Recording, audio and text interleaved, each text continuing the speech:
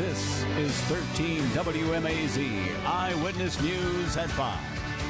Hello, everyone. Thanks for joining us. I'm Frank Malloy. And I'm Lori Johnson. Our top story at 5. Right now, the Department of Veterans Affairs says it's undergoing the largest transformation and modernization effort in decades. The passing of the VA Accountability Act spurred the changes. It aims to make sure veterans receive the health care they need. During Tuesday's State of the Union address, the president said the act has resulted in the removal of 1,500 people who did not give proper care to VA hospitals and clinics across the country. VA Secretary David Shulkin said the department is fixing lingering issues such as accountability, improving customer service, and expanding suicide prevention and mental health care services. President Trump also signed an executive order last month designed to help veterans transition to civilian life. The order directs the VA, Department of Defense, and Department of Homeland Security to come up with a plan for seamlessly providing health care to new veterans by March 9th. The next week, Carl Vinson VA Medical Center is opening a new outpatient clinic in Macon on Thomaston Road. Gabrielle Dawkins found out more about the multi-million-dollar project built to serve those who served. 22 years, 5 months, and 17 days. That's how long Sylvester Worsham served in the United States Air Force. I was doing my patriotic duty. Since retiring, he's traveled from Warner Robins to Dublin for eye care. Yeah, because I do have a problem with my left eye. I have a problem with it, and I don't feel like going way to Dublin, a round trip, each time I need to see a doctor. But now he can come here. The new outpatient facility will give more than 6,500 veterans the opportunity to have quality health care in Macon. It's very important to have health care close to me. I'm old now, 80 years old, so I need it to be close to me. Letitia Ferret-Holt, the clinic nurse manager, says the more than 27,000 square feet facility is equipped with telehealth, which lets patients consult with doctors in other locations. There's also optometry services, a blood lab, audiology services, primary care, mental health, and more. We have veterans that have served in all the wars and eras, and they all experience sometimes some type of difficulty just adjusting. It doesn't always have to resolve around, PTSD. It's just adjusting back to socialization. So we have programs in our mental health department that help our veterans to readjust. She says the help has come full circle. Because they've given to our country, and we should give back to them. They have 84 employees at this new location. That's 40 new people compared to the last location. But for Worsham, it's saving him gas and time. That's good. I don't have to go to Dublin, see? It's getting better. In Macon, Gabrielle Dawkins, 13 WMAZ Eyewitness News. The hospital is taking walk-ins now, but it officially opens for appointments Monday, February 5th. A 4-year-old from New Jersey, the latest child confirmed to have died from the flu. Health officials say the child never got the flu shot and passed away in December. This season, 39 children have died from flu-related complications in at least 25 states. And that number is expected to rise because children have vulnerable immune systems. Kira Molina, a 15-year-old from Coweta County, was the first pediatric flu death in Georgia this year. A spokesman for the North Central Health District says since October, they have had 4 flu deaths in their 13-county area, which includes Bibb and Houston. All 4 of those flu victims were 55 or older. And with the flu being so rampant, we asked on our Facebook page for some home remedies. Here's some suggestions. Jenny says ginger, honey, lemon, and cayenne pepper in a cup of hot water to soothe congestion and coughing. Cindy says good old Vicks Vapor Rub on the bottom of your feet, then put socks on and follow that with some more Vapor Rub on your chest, along with a teaspoon of whiskey, lemon juice, and honey. And Michelle says boil 2 cups of water with 3 or 4 cinnamon sticks for 8 to 10 minutes. Then mix in a teaspoon of lemon juice, some honey, and some sugar. We want to hear your home remedies. Just find the story on our Facebook page and leave a comment. It's been a week since 3 people were killed in Dulé County. The people in that small town still looking for answers. Zach Merchant joins us now live from Byronville for a candlelight vigil. Guys, it has been almost exactly 7 days since the deaths of Priscilla Adams, Jay Sean Ingram, and Willie Morrell rocked this small town community. Right now, I'm joined by Sharice Clayton, an organizer of a candlelight vigil for the victims. Sharice, tell me, when you heard the news, how did it hit you? devastation. I mean, just shock. I'm still in shock from hearing it. I never heard tell this type of thing happening in our community. It's just a shock to everyone. And you told me earlier today that you weren't actually related to any of the dead, but you really wanted to organize this event anyway. Why is that? Right. I wasn't related to anyone, but I want to let them know that they're not alone during this time. I mean, it could have been my family, your family, anyone, and everybody going through this type of thing, they need support, all the support that they can get. So that's why we pretty much organized it. And what is the goal of tonight's event? So just let the families know that they're not alone during this time. I mean, anything that they need, if the Turnabout Bill can help, we're here for them. We'll reach out and help if they need our help. And after something like this does happen, how does Byronville bounce back? It's going to take a while for us to get back strong as we have been, but you know, we're a small community and everyone pulls together most of the time and makes things happen. So we'll get back on track. All right. Thanks, Sharice. That visual starts at 5:30 p.m. tonight, and if you're in the area and want to come, it's right next to the Byronville City Hall. Live in Dooley County, Zach Merchant, 13 WMAZ Eyewitness News. Thank you, Zach. We spoke to GBI Special Agent in Charge, J.T. Ricketson, this afternoon. He says the investigation is ongoing. The evidence lab has made it a top priority. Investigators have not identified a suspect, but Dooley County deputies have increased their patrols near the crime scene. Warner Robins police have identified the man who died in a wreck on Watson Boulevard. It happened around 6 o'clock last night near Willie Lee Parkway. Investigators say Marius Pintil failed to yield to oncoming traffic and started turning onto Willie Lee. That's when another car hit him. The second driver was not hurt. Police say they're still investigating, but the second driver has not been charged. Errors in how Warner Robins has been billing stormwater user fees may have cost them thousands of dollars in lost revenue for the city's stormwater program. Jacob Reynolds joins us live from City Hall after finding out what's been going on. Frank, we talked to 3 current and former city officials who say this problem has existed for years.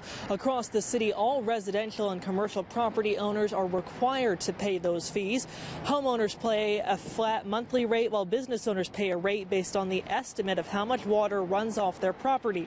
When the fee program took effect in 2010, it was tied into city utility accounts. But as businesses came and went, closing their utility accounts, it became clear to stormwater utility manager Craig Woodyard that the property owners were not always getting billed instead. That means there were gaps when businesses and properties sat empty, so no one paid the stormwater user fee. Woodyard says he first noticed this problem with commercial properties 4 years ago and says it's still not fixed. We asked Mayor Randy Toms today why years later there's no complete solution. I don't know.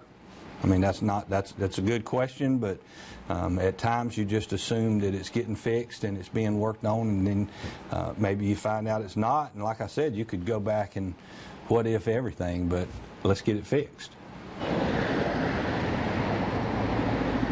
Now, both Mayor Toms and former city clerk Bill Hart say the city has been fixing this issue slowly in the past few years. Hart says in the accounts he was able to fix before leaving, they found $55,000 that had not been billed previously. But with all 3 of those men we talked to today, we asked them if they had any sort of estimate of how much this has cost the city in total. They said they did not. Live in Warner Robins, Jacob Reynolds, 13 WMAZ Eyewitness News. All right, thank you, Jacob. Mayor Tom says he's in favor of an outside company that specializes in these types of programs coming in and auditing the billing system and then fixing it once and for all. He plans to have that item on one of the February council meeting agendas. There could be a new public health building coming to Bibb County.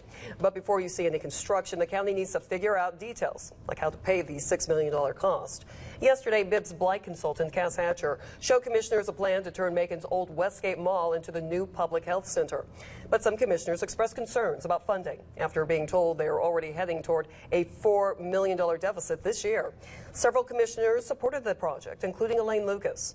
Commissioner Lucas, who's on the County Board of Health, says the project needs to take priority because the department's their current home just isn't working. It is very outdated. It's hard to find what you're looking for. There's no organized setup in there, and the staff has told us over and over that it doesn't work for patients who come in. Now, there is a $4.3 million in the SPLOST for the health department. The Board of Health says they're still in the early phases of planning where those funds will go. Well, clouds have taken over now. Rain kind of just floating around the southeast. And again, the models were right on. Not showing a whole lot heading this way. Here's a look outside over downtown as we look at Sunday is going to be the bigger chance. And we'll talk about that up in just minutes. And happy first day of February, Ben. You, both of you as well. Thanks. From my heart. All right, a lot of you may have never heard of Rockledge, Georgia. It's a tiny town off the beaten path between Dublin and Soperton. You had it was a lot of train traffic, and it was the middle of the hub between Savannah and Macon. So it was pretty popular. The train still runs through town, but it doesn't stop anymore. The old train depot is now the town's post office. Find out why the tiny town is still a tourist destination. Tonight at 6, Suzanne Lawler goes off the beaten path and chats with the honorary mayor of Rockledge. I don't think it was the horse, though. Still to come on Eyewitness News at 5. All right, tomorrow, Groundhog Day. Will he or won't he see his shadow? After the break, Hunter Williams takes a look at how reliable our furry friend really is. Stay with us.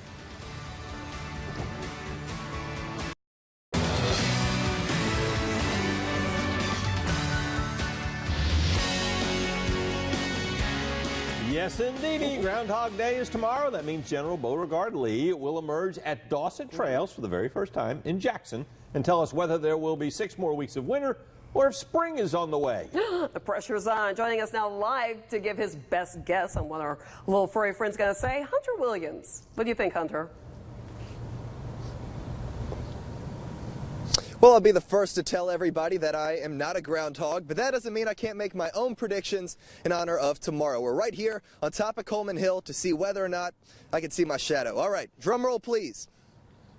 I can't see my shadow. It's almost dark outside. It's also cloudy. But that is not my prediction for tomorrow. We're taking the Butler Auto Storm Lab up to the trails to see Beauregard Lee, General Beauregard Lee, the groundhog himself, see if he sees his shadow or not for tomorrow. My prediction is that he will, in fact, see his shadow, indicating another 6 weeks of winter. So I'm sorry if you wanted some warmer weather, but check out this video that we have of the general himself. Actually did some digging here and figured out that PolitiFact has actually run some accuracy tests on this guy and determined he's about 60% accurate on the national level. That's pretty impressive. Just for reference, his competitor up in Pennsylvania, Punxsutawney Phil, only about 30% accurate according to PolitiFact. So some interesting stuff there. I think we have a very valid geographical battle going on here between the two groundhogs. But again, we'll be live tomorrow at 6 a.m.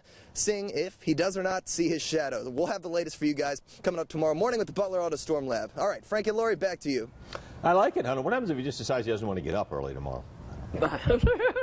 Try again next year. And if you want to head up and see what the general has to say, gates open at 6 a.m. at Dawson Trails, and General Lee will make his prognostication around 7:30. Yeah, so do they have to kind of force him out, Ben, or what? Well, I guess his accuracy rating will go down a lot if he does. I was going to see how that compared to your accuracy rating. We won't talk about that one. Mine's 120%. 65 wow. And 66 is where we sit now. There's the almanac, the 7-day next. All right, looking out over downtown where the clouds have taken over right on time at 65 degrees. We have a little bit of a wind out of the south-southwest instead of the north-northwest, so we're kind of taking a break from the cold stuff for just a little bit.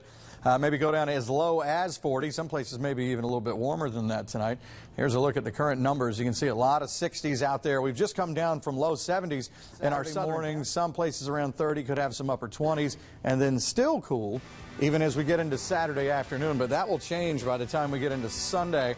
We'll start to get back up to around 60 with rain coming on through. So there we go. First weekend of February. It's a split weekend again. We're back after this.